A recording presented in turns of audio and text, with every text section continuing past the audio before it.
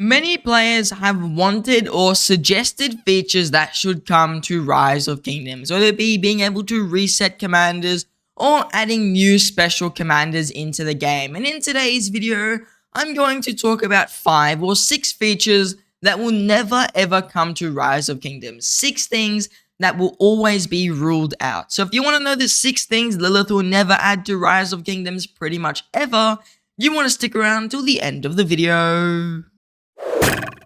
So now let's just start off today's list by diving right into our first feature, number 6. And this feature is adding more than 7 marches. I don't think Lilith will ever do this, and it's for a few simple reasons. First of all, it would definitely give Wales a really big advantage at that point. Already running 7 marches is just crazy strong on the open field, and if you have access to do that inside of if you have access to run 7 marches, during more than 7 marches, like 8 marches during your KVK, it's definitely going to be kind of game breaking. So that's just the first thing. It definitely would be pretty bad in that regard. In big KVKs, it would also cause a lot more lag because pretty much every whale player, which is the majority of people in a thing such as an Imperium KVK, will be able to run 7 marches, and that's a whole extra march per player that's dropping skills and making effects, and obviously that's going to lag stuff. And also adding more than 7 marches just means that when we look at just commanders in general, they get outdated pretty quickly. So it means that most players, their commanders are going to get pushed out the meta pretty quickly. And with 8 marches, it's almost impossible. It is impossible, really, to have absolute meta commanders. You need 16 legendary commanders, and there isn't 16 meta commanders in my opinion. You've got like maybe 8 or so, maybe even only 6, maybe 8. I think 8's a good number there. And so 16 meta commanders is almost impossible, and everyone would have to make new sets of gear. It just doesn't really make sense to add an 8th march. I don't see why Lilith would ever do it. It hasn't been directly ruled out by Lilith, but there's a very, very low chance of that ever happening. The next ruled out feature, and this one is almost guaranteed that I've seen a lot of people ask about, is adding more ways to access gems in the form of a alliance gem deposit or also something like a gem mine in your city. And I think it's a real simple thing to say Lilith is not going to do this. I've seen multiple people in my comments say like they want an alliance gem resource node or an alliance gem mine.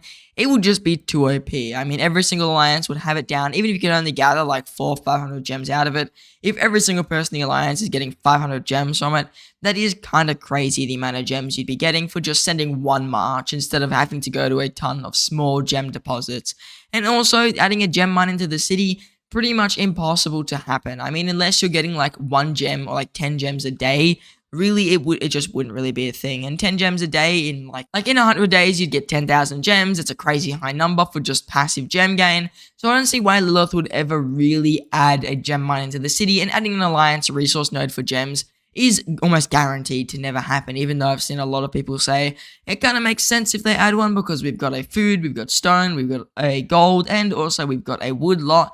But there is nothing for gems, and that's just because gems would be too overpowered. I also don't think they'd ever add a crystal resource center or a way to gather crystals like that, because once again, it'd probably be too OP. Adding a crystal resource center when you're in your KVK pretty much means you'd be having to gather from that and gather as much as possible, and I don't know if that's exactly what Lilith really does want. So Alliance resource nodes probably will never even see a new resource node. I think it's just going to remain with the 4 main resources of food, wood, stone, and gold. Now, coming in at number 4, and this is one of the more highly requested features, and these are going to be more highly requested from this point on. And the 4th one is a way to search for barbarian forts. We've got a method to search for stuff like stone deposits and camps and crops and gold and even barbarians, but there's no way to search barbarian forts. And really simply, this has been confirmed to be ruled out by Lilith. I don't know exactly which video I uploaded, but one of the developer Q&As, pretty much they were like, yeah, but no, we're not going to do it. They're not going to be adding a way to search for barbarian forts probably ever. And the reason people want this, the only way you can currently find them is like moving around on the map like this and looking for their little icon. And in a home kingdom, if you're not it's not your uptime, like right now, it's definitely not our uptime. It's not too hard to find a barbarian fort. And especially since right now, no one's really rallying. They're doing the 7k gem event. Barb forts are pretty common, but once you get into KVK and there's like 900 people in one camp and everyone's rallying forts, and when you're in Home Kingdom and you're looking for forts and everyone's rallying them, then it does get really annoying to scroll around and look for them like this. So being able to search for them definitely is highly requested, but the reason Lilith isn't going to add that is really simple, and it's just because they don't want more botting. There's already a lot of macros which just do barbarians, and you don't have to do anything, pretty much like play the game for you, and making it so you can macro barbarians really easy. Macro meaning like use an AI to just farm them for you, would be ridiculously overpowered. They already nerfed barbarian forts because of, I'm guessing, macros. People who would just set up a bot that just does barbarian forts to grind action points for the kingdom and for them. And ever since then, I don't think Lilith wants to add more incentives for people to try and cheat and do barbarian forts. So really, there's a very, very low chance that we see a form of searching for barbarian forts within the near future. Maybe once Lilith improves the detection systems for finding barbarian forts, we could see something. But for now, I think there's a very good chance that barbarian forts stay as one of those things you have to search around for. Also, kind of on the same topic, they're probably never going to add a gem deposit version, because then, once again, people could just farm ridiculous amounts of gems with a macro. Like, you could get literally thousands a day, which would be overpowered, and if someone's cheating those in, really, it's going to be pretty bad for the game's economy, and obviously no one likes a cheater. So anyone that's cheating in gems with macros, it's pretty much going to screw over the game. And I'm sure we already know people do macro farm resources. They use software to farm resources for them. And if you can do that with gems, it would just be too OP. So you'll notice, I don't think there'll ever be any way to search for gem deposits in Home Kingdom, in Lost Kingdom, pretty much ever. And the same thing for barbarian forts. Now, coming in at number 3, we have adding a new higher tier of commander, something above the legendary level. And I don't think Lilith will ever do this. A lot of people have said they might do it in the future, but I think the reason they won't do this is because they haven't really shown any signs of moving in that direction. Usually whenever a game, I've played a ton of games in my time, usually whenever they're moving towards a higher tier of something, they make the resources for the lower tier a lot more common. For example, you would be getting a lot more legendary gold sculptures if they were moving towards like a mythical tier of commanders, but legendary gold sculptures are pretty much just as rare as they've always been, with the only new real accurate, like real way to get legendary sculptures being the 24/7 legendary tavern, which even then isn't the most impactful. At the most, whales can get 40 more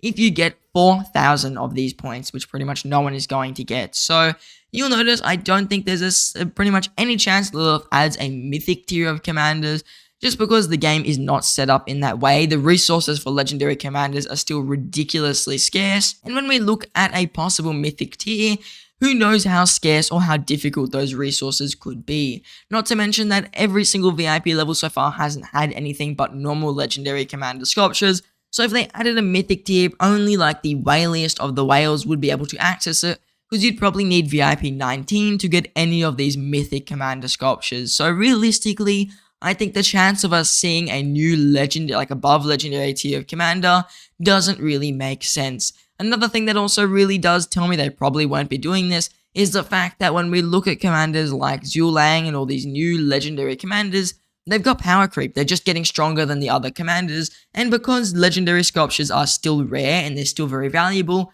power creep does pretty much what you would expect. It pretty much adds its own new tier of commanders within the legendary tier. So once again, it wouldn't make sense to add like a mythical tier of commanders, which is one level above legendary. Also, every other form of rarity in the game, in terms of armaments, in terms of equipment, it ends at the legendary tier. Armaments, the best tier is legendary, the second is purple, the third is blue, and the weakest is, it's actually blue. But then when we look at stuff like equipment, the highest is the legendary tier, and it's same thing with pretty much every form in the game. Whenever you're doing events, the legendary tier is often the best. You've also got the star sculptures, the legendary tier is the best. You've got your blueprints, the legendary tier is the best. Even the speed ups, the 30-day speed up is like the legendary tier of speed up, and that is the best. So it wouldn't make sense for Lilith to move beyond that legendary tier for pretty much anything, and I don't think they're ever going to add like a mythical form of commanders into Rise of Kingdoms. Coming in at number 2, it is adding new lower tier commanders, commanders lower than the epic tier, because the epic tier has really already been receiving very few commanders, and also then when we look at the elite and advanced tier, these commanders I think first released when the game came out that long ago, and so realistically, Lilith is not going to be adding any more of these elite and advanced commanders, and there's a few reasons to it. First of all, I think Constance was the last one released, and the reasons are super easy to say. they really aren't impactful. These commanders at elite and advanced tier do not do anything besides the 4 gathering commanders, and Lilith probably isn't going to chuck in a few more gathering commanders down there. There isn't really a need for it. So adding these new possible elite or advanced commanders wouldn't make sense. And I would say that Lilith isn't going to do that because it's not worth the development time. No one's really going to use them. And the elite and advanced tier are already pretty much ignored. If anything, we may see some of the commanders get legendary tiers or epic tiers depending on what Lilith does. We might even see a Gaius Prime at some point, which I think would be pretty cool. And so it's very important to note the chance Lilith adding these elite and advanced commanders and giving him more commanders just wouldn't make sense at all. It would only help really, really new players, and even then they will be moving on to epic commanders before you even know it. And epic commanders are also pretty obsolete and they still get new commanders, so it wouldn't make sense to go to the most unused tier of commanders in the game just to add a few extra. And most players can agree to me, we don't need elite or advanced commanders and no one's going to use them. Really, Lilith is focusing a lot more on legendary commanders and moving towards those stronger legendary commanders than adding elite and advanced commanders that no one is going to use. Now, the final feature that I think will never be added to Rise of Kingdoms is a way for endgame players to reset their commanders, and this is probably the biggest thing I can say. This is something everybody has requested, and Lilith is realistically just never ever going to add some way to reset your legendary commanders and get your gold heads back. It would just be the worst decision business-wise for them. If we're being as true as possible here, Lilith is a business. Their goal is to make money. That's pretty much what they're supposed to do, and if they add a way for you to reset commanders, they pretty much cut out a whole section of their income with just that small change. Unless this item is the most ridiculous thing to access and it costs thousands of dollars, everyone is going to have access to it, and even just one full commander reset means you get to expertise a new commander on the day of release. So being able to reset commanders would just be way too overpowered, since the whole point of power creep is that they force players to move into the new meta. Whether this is a good thing or not, I can't really say. I personally think it's not really, but it's also not the worst. And so pushing these players into the new meta means you're meant to save gold heads and work on those new meta commanders. But if they add a commander reset, then you can even just get half your gold heads back from a commander you don't even use, and you could expertise these newer commanders way quicker, and everyone would have access to them, and there'll be no point in really spending gems in the Wheel of Fortune. There'd be no point in buying gold heads. There'd be no point in focusing on events which give you gold heads, such as, let's say, the Recharge bundle, which is really great for giving you gold heads. I don't think it's out right now, but when it was out, a gem rush, here you go. You can see here you can get gold heads from these. These are very good amounts of gold heads, but if I can just reset a commander and expertise one of my commanders, then I'm not really incentivized to buy that bundle at all. So the chance Lilith ever adds a way to reset legendary commanders in the endgame is next to none. And a lot of people say maybe at it we only get half the gold heads back. Even then, they would have to release a lot of new commanders way quicker to keep up with the amount of commanders that are being expertise. For example, if I was able to reset my Cyrus and also reset my Nebu and my Gilgamesh and my Richard and all these commanders which I put even just a few gold heads in, I'd be able to probably expertise my Ashurbanipal and then save gold heads for the next commander, and then I'd be able to reset my YSG and I'd be able to expertise the next commanders, and then I'd reset maybe even my Boudica at that point and expertise the next commanders, and the cycle would just continue where Lilith would either have to release maybe 3 to 4 commanders per cycle, or they'd have to release commanders much quicker, which no one really wants. So really, if they add a way to reset commanders, it's almost like a lose-lose situation. Lilith loses out on a lot of money, which obviously is what keeps the game afloat, and we will get bombarded with more commanders to make up for that loss. And that means power creep will happen quicker, and everything there will just be pretty bad. It's also important to note that if they added a way to reset commanders in the endgame, any real OG accounts are going to be at a massive advantage. So if you think about it, if my account was 3,000 days old, which is insane, I think there might be a few accounts that are at that age, maybe not 3,000, maybe it's 2,000 days old.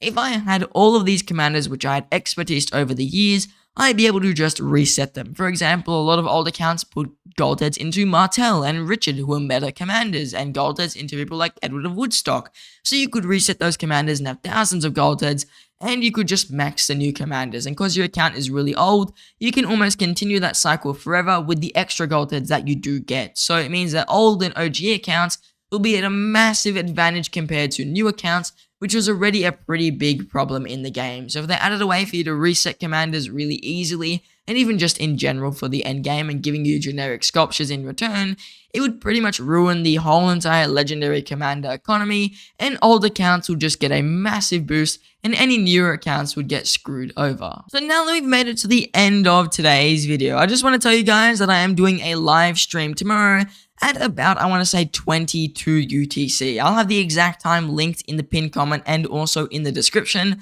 And the stream is going to be of me doing the Holy Knight's Treasure live and trying to form a full legendary blueprint for the Greaves of the Glorious Goddess. So if you want to see me do some Holy Knight's Treasure live on stream, if you have any questions you want to ask me, if you want to chat with me, whatever it may be, my streams are the best place to do it. So if you want to see me live, or if you have any questions you want to ask, come on down to the live stream at 22 UTC. The link will be in the pinned comment and also in the description. Now I just want to say thank you all for watching and I hope to see you at the live stream.